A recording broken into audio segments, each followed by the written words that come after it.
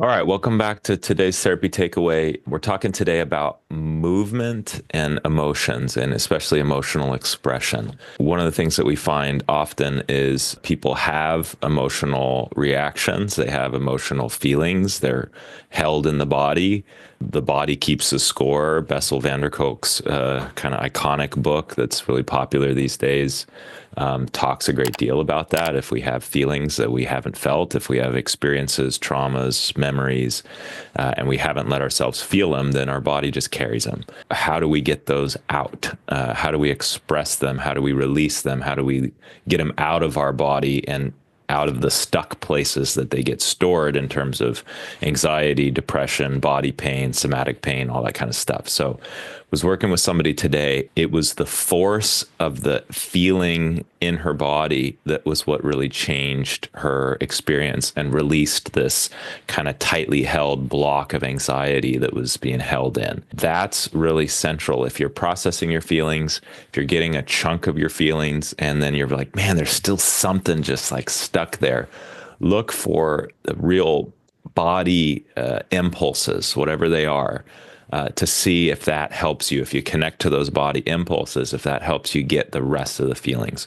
For her, it was like 75% of just like letting herself identify the feelings, acknowledge the feelings, just like allow the feelings.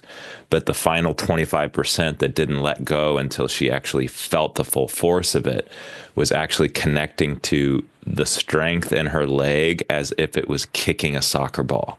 Before it felt like, oh, this couldn't move, this couldn't move, this couldn't move. And then it was like, oh, the strength and the force that could kick a soccer ball and actually move the soccer ball. It's like that's what was stuck. It was like this rock, this like unmovable soccer ball. And she actually had to feel the strength of her anger as channeled into her leg. That is what allowed it to kind of actually move and release and move on. And that was connected to the intensity of the anger and the body impulses that came with the anger and all that kind of stuff. If you're stuck, if you're able to get some of the feelings but not the rest of it, see if you can connect and experience some of the impulses that actually come with your feelings.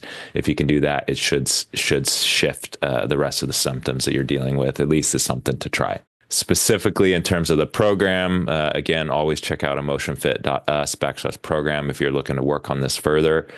This is really exercise 3 of skill 3.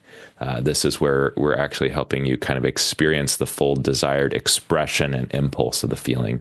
Sometimes experiencing the feeling is just enough. It clears out the anxiety and all that kind of stuff. Sometimes you need to feel the full expression and impulse of it. And doing that within the safety of a therapeutic office is just really beneficial. Hope that helps. We'll see you at the next one.